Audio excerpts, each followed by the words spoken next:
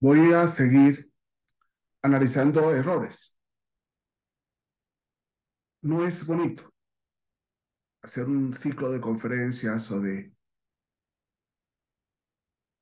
foros sobre los errores del proceso, pero lógicamente que el proceso se incoa constitucionalmente desde el 2008 y legislativamente o normativamente del 2014 con la reforma del 2016. Y entonces es posible hablar de muchos años ya de experiencia en el proceso acusatorio y posiblemente también podamos sumar errores que aún se mantienen. Uno de ellos fue un error que introdujo o que se introdujo o que introdujeron los jueces federales de control. Ustedes se recuerdan que los jueces federales de control ingresaron hasta el 2014, paulatinamente, y tuvieron una capacitación distinta a los jueces que ya venían ejerciendo la judicatura.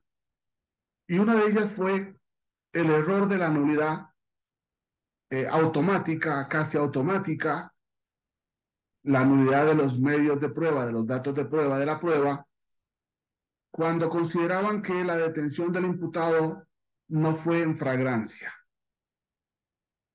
Lógicamente que los jueces fueron cometiendo un montón de errores, entre ellos impunidad. Es lógico, si a una persona se le detiene en fragancia y en razón de la fragancia se obtiene, se asegura los bienes y se considera que esa detención en fragancia es ilícita, es ilegal, es inconstitucional, y se anulan esos medios de prueba, esa nulidad que lleva a la no vinculación a proceso, esa nulidad que lleva eh, al sobreseimiento, está produciendo una impunidad. Y es una impunidad que han producido los jueces. Es una impunidad que se produce del invento. Pero que desgraciadamente ese invento posteriormente es avalado por la primera sala en algunas de sus decisiones jurisdiccionales. Da pena el estudio de los casos, da pena la impunidad que se produce de la ignorancia, perdón, de la nulidad que se produce de un equivocado criterio, de una mala lectura de la ley. El primer problema es que han considerado que la fragancia solo se legitima por señalamiento de personas cuando la Constitución política exige desde ya hace muchos años el señalamiento por indicio. No ignoro que el legislador ha producido, como está actualmente en el artículo 146, una fragancia por señalamiento de personas. Y sin embargo, el constituyente del 17 nunca pensó en una fragancia por señalamiento de personas, sino una fragancia por indicios, una fragancia por el señalamiento que hace el indicio de la persona que ha cometido el delito, que se ve más lógico. Nosotros tenemos que superar años de doctrina, años de jurisprudencia, años de academia, que ha girado en torno al señalamiento de personas por un error de interpretación del índice como dedo señalador. Cuando la Constitución política en el artículo 16 habla de detener al indiciario, está hablando de detener a aquel que es señalado por los indicios.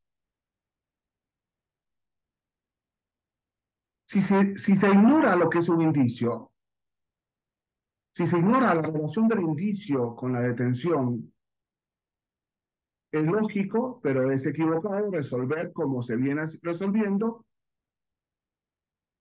anulando todos los indicios que son los que justifican, legitiman la detención en fragancia y que además señalan la fragancia misma.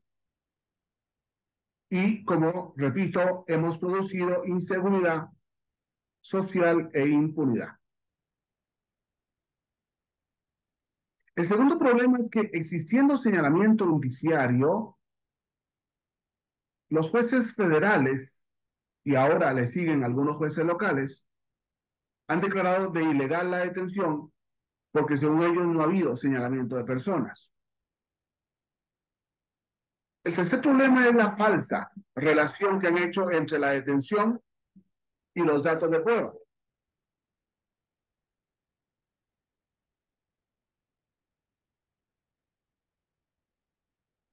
Perdón, pero habría que usar una mala palabra acá.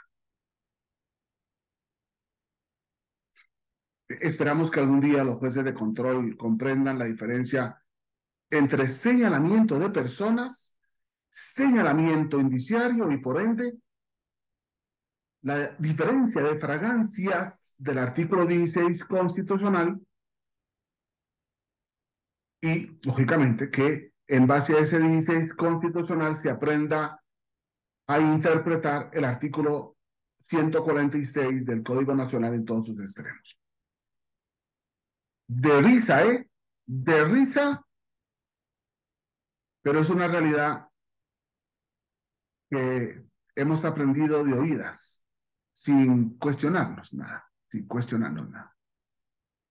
Porque siendo inconstitucional no nos cuestionamos, porque siendo ilegal no nos cuestionamos, sino que de oídas.